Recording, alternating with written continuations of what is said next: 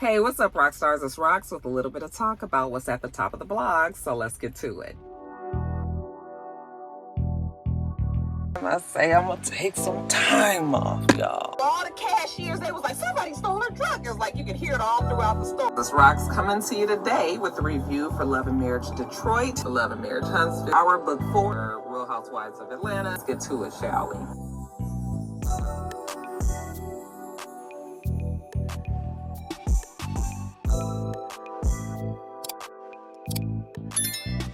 All right, rock stars, let me just ask you before I get started on my story.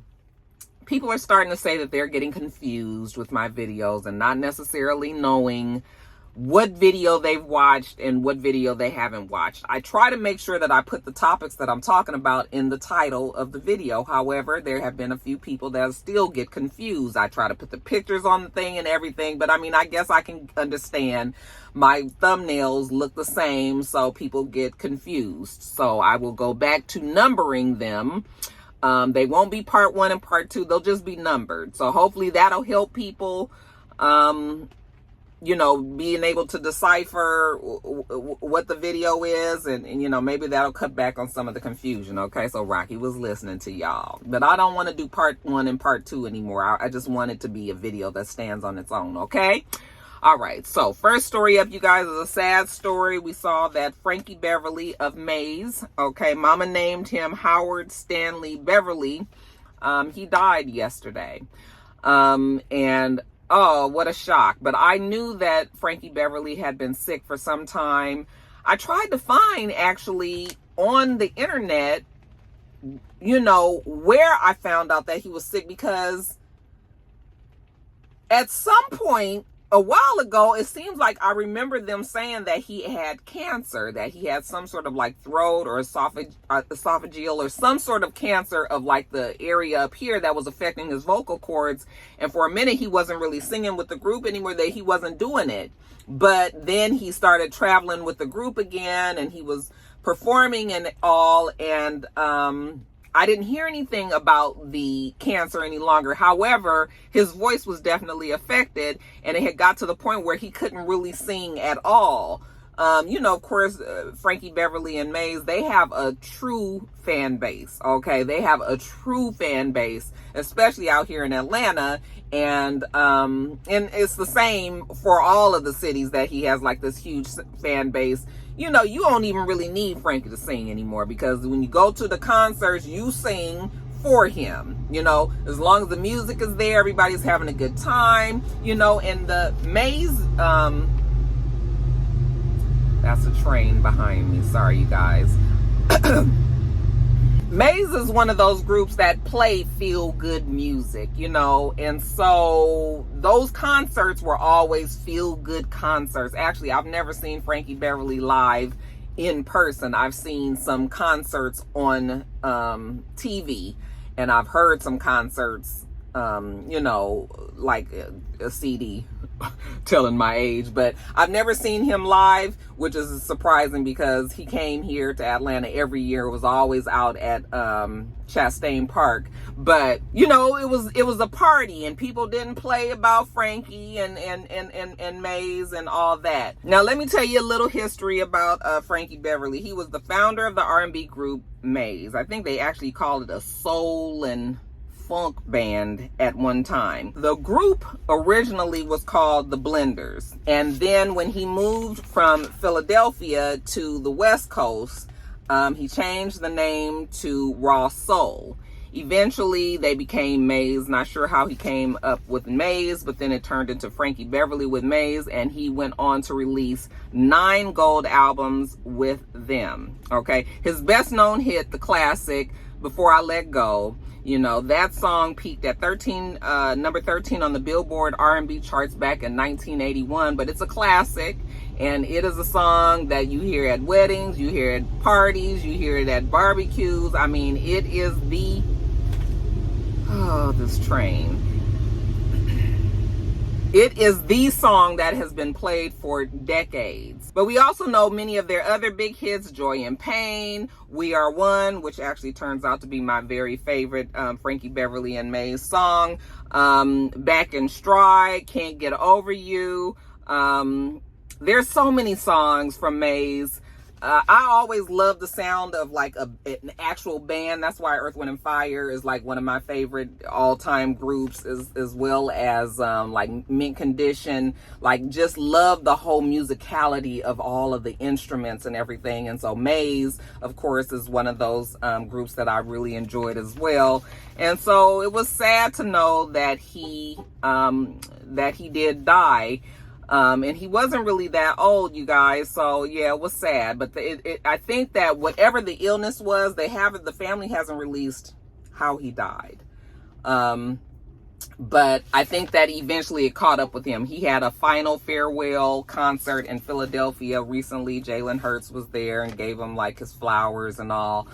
And I think he was now deciding that he was no longer touring, no longer performing with the band. And then we heard, like I said, that he had died. So very, very, very sad. Okay, he was no longer married, but he does have a son, Anthony. Actually, his son was the drummer with the band, and so he does leave his son behind. But just, I'm talking about a plethora of fans all over this world who love Frankie Beverly and Maze. The good thing, like I always tell you guys, is that when you are a legend and when you have music like this that lives on forever, then it will live on forever, meaning that you will always be relevant. You will always be a person that is talked about, and you will carry people will carry your memory along with that music. Okay, he was 77 years old. Rest in peace to Frankie Beverly. All right, you guys, next story up. So Jonathan Majors. Child, a few things about Jonathan Majors. They say that Jonathan Majors is going to be at the famous Monsters Fest at Valley Forge Casino Resort in King of Prussia, Pennsylvania. Boy, try to say all that 10 times fast. He's going to be there starting tomorrow, which is going to be Friday the 13th when you get this video. He will be there from Friday the 13th to Sunday the 15th. And this fest apparently is, well, you can hear it in the name, Famous Monsters. So it'll be people that, characters from well-known movies and TV shows, Star Trek, Lord of the Rings, what was one of the other shows? Planet of the Apes. You know, people that play characters in those movies, they will all be at this fest. And fans of those type of movies go there and get their autographs and pictures and all of that. Okay, it's like Comic-Con or Dragon Con or all the other different cons that they have. Not sure why Jonathan Majors will be there, but maybe it's because he was at one time, slated to be one of the Avengers.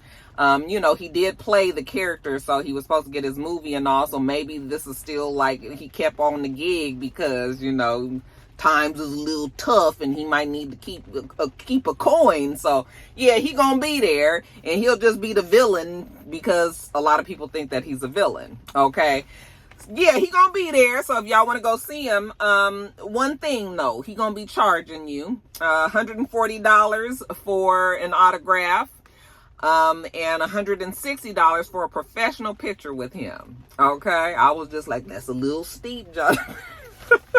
What we supposed to do with this autograph?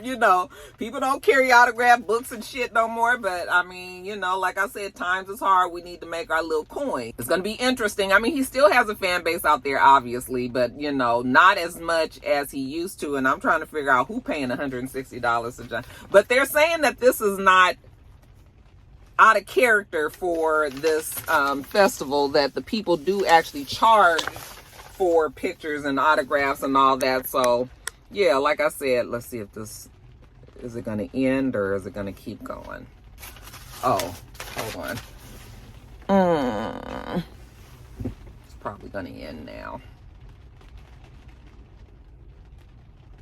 Okay, it didn't end.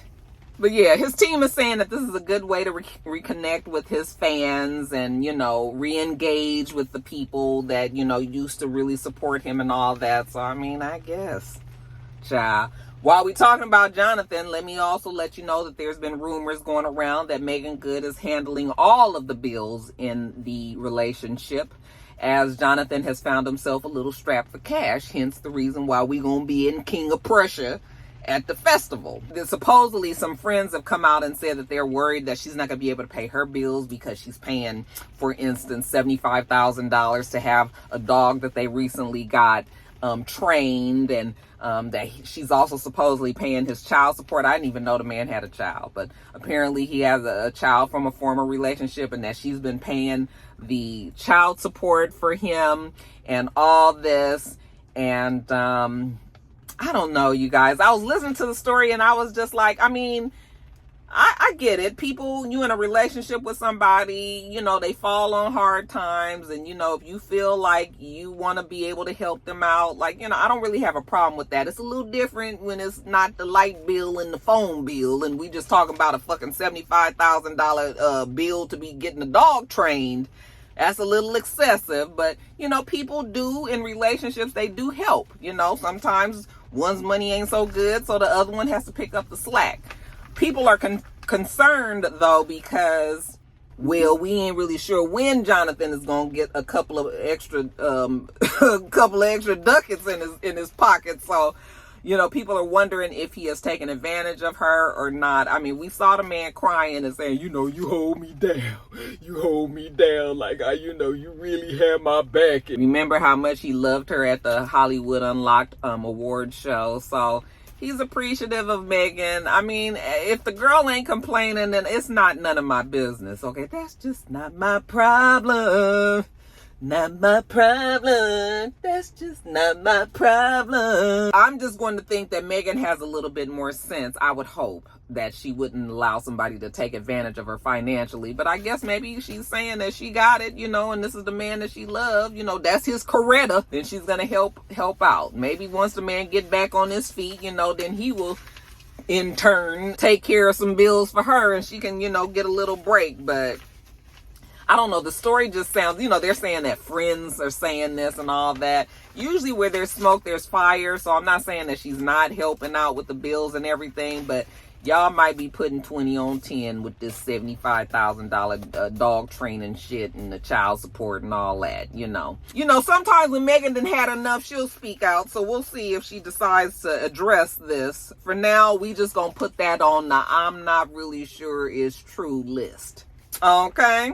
Next story. Well, congratulations are in order because they say that your girl Nene has been welcomed back into the NBC universe fold. Okay? And good for Nene, you guys, because Nene has been out there, child, like you know how it is when somebody been out there treading water for hours and they shit and tired as fuck and are about to go under. That's been Nene, honey. Nene has tried every trick under the book to keep herself out there. Nothing has really worked out for her. She even had a show that came out recently. I don't know anybody that's watched that show. Forgot all about it. What was it going to be on TLC? It was a reality show. I think it was like, I told you guys about it. I think she was, I don't even remember what it was. She was looking at people that have relationships on social media and commenting on the videos that they make or something like that. Whatever the fuck it is, nobody cared. Okay? I don't even know if the show still come on. But we just got word. Nene just put out a statement that said that she is going to be working the after party after the Emmys on NBC, the red carpet after party. You know, it comes on after the Emmys go off. She is going to be hosting that with somebody else. But Nene is only concerned about Nene getting that check, and then also very happy to be back within the NBC fold because we know NBC is owned by Peacock. NBC owns Bravo. You know, Nene is trying to get back to Real Housewives of Atlanta. I mean, she might not be trying, but you know, that door is always going to be open, even though she swear that door is closed. That shit ain't closed. I bet you if they told her that they wanted her to come back to that show, she would go. Okay. And listen, I used to say it would never happen, but now I'm just like, well, shit, NBC done brought her back in, you know, it's just a hop, skip, and a jump to be down there with the Bravo folks, so maybe she will. I mean, stranger things have happened. Desperate times call for desperate measures. We already know what the disaster is over there with Real Housewives of Atlanta and them trying to keep, so you guys might get your wish, okay? Nene might end up back on Real Housewives of Atlanta. It won't be nothing I'm reviewing, but she might be back on there. So good for her. Side note, you guys, Nene, what is it with this face that she got going on? Okay. Now, I have been watching Nene, and I was like, she's face tuning herself, you know, making her face look a little differently. She probably doesn't look the same in person, you know, but when we see her in pictures, she's doing a little face tuning. And even though face tuning to me, you know, I don't have a problem with face tuning, but I don't like when people like severely face tune their face to the point where they don't look like themselves. Okay. A little, get rid of a little wrinkle here and there, a little dark bag or some shit like that. A little blemish is one thing, but when you have completely changed the structure of your face and face tuning, that to me is concerning. And Nene, I'm trying to figure out, did she fuck up? Did she not fuck up, but did she do something to her face, or is this still face tuning? Because on my Instagram, I put a picture. I showed you guys when I was getting the notes together how she looks. She looks nothing like she used to. Okay. And I'm starting to wonder, girl, it's one thing if she actually had the surgery to have her face look like that.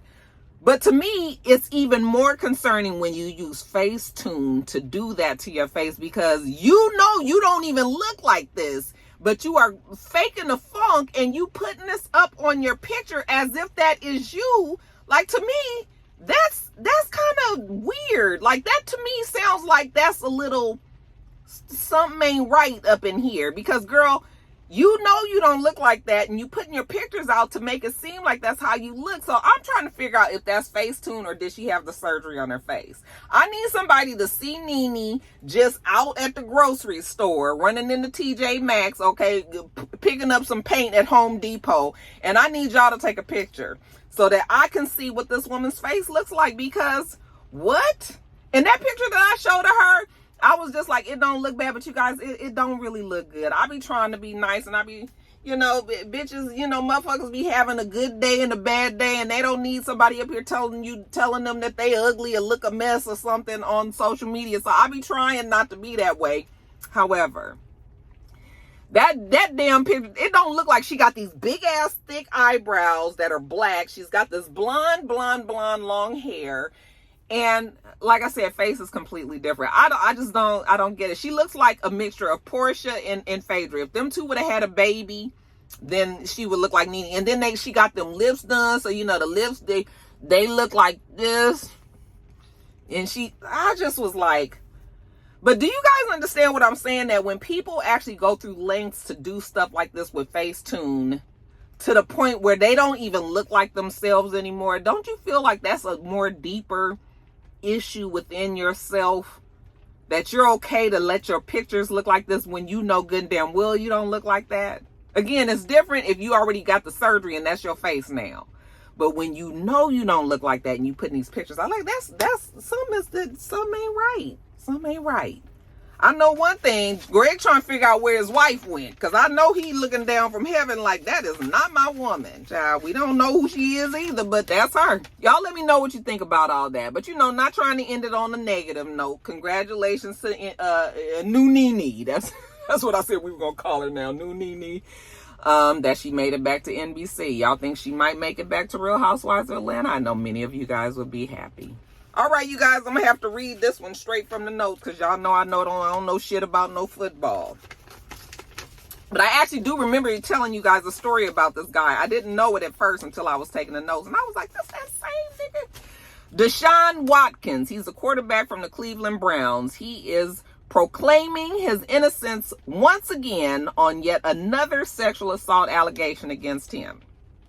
Now, Jane Doe has filed a lawsuit against him claiming sexual assault and battery during an incident that happened back in October of 2020. The woman is suing for $1 million in damages, and she says that she invited him to her apartment. She said as soon as he got there, the nigga took his clothes off and demanded a massage. And I guess she was uncomfortable having to do that. He forced her to do that. I don't know if there were any other things that happened during that massage. However, she said that she felt sexually assaulted. And even though in the article that I read didn't say anything about rape or whatever, you know, sexual assault and battery, I'm assuming that she was physically handled sexually that she did not want. Now, this comes after he settled. This is when I remembered the story. He settled on 23 of 24 cases of sexual harassment and, sexual misconduct and harassment back in 2022. 23 out of 24 women, he settled with them and paid them whatever the money was so that they can get out of his hair. But apparently the man ain't had enough, because now we got another person that's coming out the woodwork and said that she was assaulted back in 2020. Of course, now the reporters are asking him, like, you know, what is it with these people? Why does everybody keep coming out, you know, saying that you sexually abused them or sexually harassed them or sexually assaulted them? And he's saying, you know what, your guess is as good as his. He don't know why. Nigga, you don't know why, but you settled with 23 out of 24 women.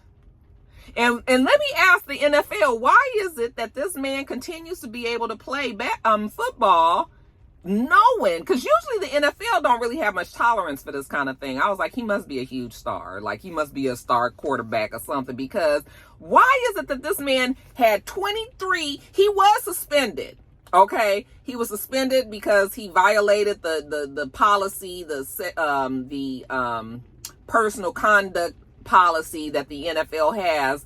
But I guess because he wasn't formally charged, or, you know, maybe there was a threat of the charge, and that because he settled it, the NFL didn't look at it like he was criminally charged, or so. I don't know. But why is it that this man continues to be able to play football knowing everybody ain't fucking lying? 23 out of 24 women, everybody ain't lying. Okay, so it's amazing to me that this man continues to still even have a place to call his own. But yeah, his lawyer did put out a statement, and the lawyer said Deshaun strongly denies the allegations in the Jane Doe lawsuit filed Monday.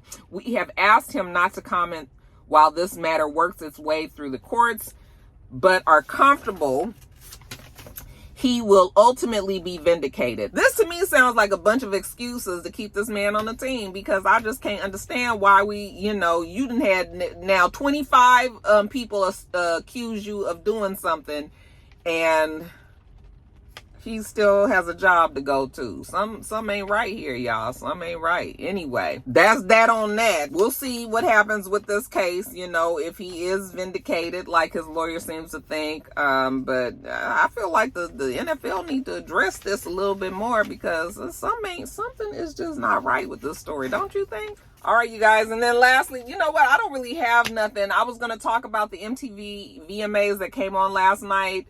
But I didn't really take notes because I just didn't. I was watching the show, and at first I was like, oh, maybe I will give a, quick little review. But then I was like, half them people, I did not know who they were. Some of the songs, of course, I did recognize just from hearing them in TikTok, videos or whatever. But I was just like, I don't know who these people are, child. I don't know. I did know that Meg Thee Stallion, she was the host, and you gotta love Meg, because I had finally figured out Meg is just goofy. She's a goober, okay, and I mean that in a loving way. Like, I love the fact that she just goofy, and she laughs, and I think that's why I actually like her, because I feel like she has a sense of humor, and she's a girl's girl and all that, and so she looked good up there. That body was mwah. Okay, she recreated the whole little Beyonce, Olympics little bathing suit number.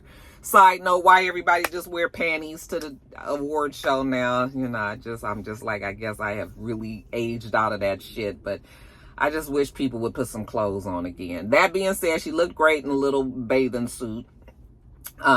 She did perform, and I don't even know if I really like any of her songs right now. Like, they ain't hitting for me like that. But we do love Meg Thee Stallion. I do love Meg Thee Stallion. That I might just be too old for that shit still. Okay. But love her as a person. Katy Perry was the Vanguard winner, and she looked great. I was just like, wow, look at Katy Perry. She's been around for many, many years. But that body looked good. She was all oiled up and wet hair and all that, and floating in the air, with the greatest of ease. Everybody want to be a damn trapeze artist now. Shout out to Pink, because Pink is the one that started that shit. Now everybody does it, okay? But Pink was the originator. I do know that. Anyway, And I'm sure one of y'all gonna get in there. She was not. Y'all know what the fuck I mean.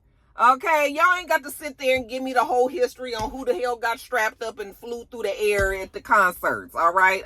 I'm just talking about in general. Pink was the one that always did that kind of shit, all right? Thank you. I thought that she looked great. Other parts that stuck out in my memory, this Tyler girl, I had done already told y'all I wasn't really feeling girl. Wasn't really feeling her. Okay, the fact that she won an award for this one damn song that, and then she get up there and she feels like, let me say that child's name right. Halle Bailey, whatever her name is. I knew I was going to fuck it up. I can't remember which one it is, but I think it's Halle Bailey. When she asked her, this is heavy. Can you hold this? Halle was like, no. And so I think Lil Nas X was like, okay, I'll hold it. But it's like, bitch, you can't put that shit on the floor. Who the hell you think this is? Ain't nobody up here, your maid up here holding your shit for you. Oh, just an extreme diva moment. And that right there solidified for me. I was like, I don't like this girl. I don't like her. Yeah, so that stuck out in the mind. Also, what about Flavor Flav being a Swiftie? Nigga, if you don't get out the way. When Taylor Swift won that first award and she went up there, and she was up there with Post Malone, and he was just in the way, looking all in his pockets and shit. Get out the way, Flav. Get out the way. But anyway, yeah, that's the only thing that I really remember. Paris Hilton, that was another thing I did put down. Paris Hilton looked great. That girl is aging very nicely. I mean, she don't look young or anything like that, but she looks great. That body looks good. The face looked good.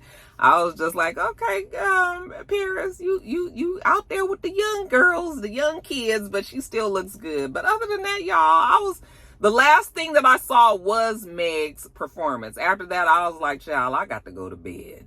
And still didn't go to bed. But I didn't watch no more because I was just like, I don't know these white folks, child. I couldn't tell you left from right. Okay, so there's that. Did you guys watch the MTV Awards though? Y'all can give me the good, your bad, your ugly.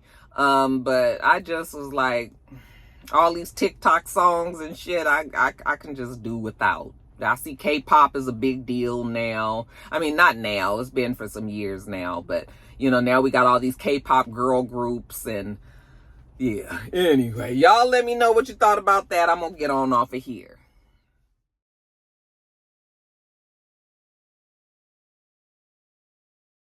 All right, y'all, that's it. We do this every single week. So make sure you thumbs up the video, comment, and subscribe. And make sure you come back.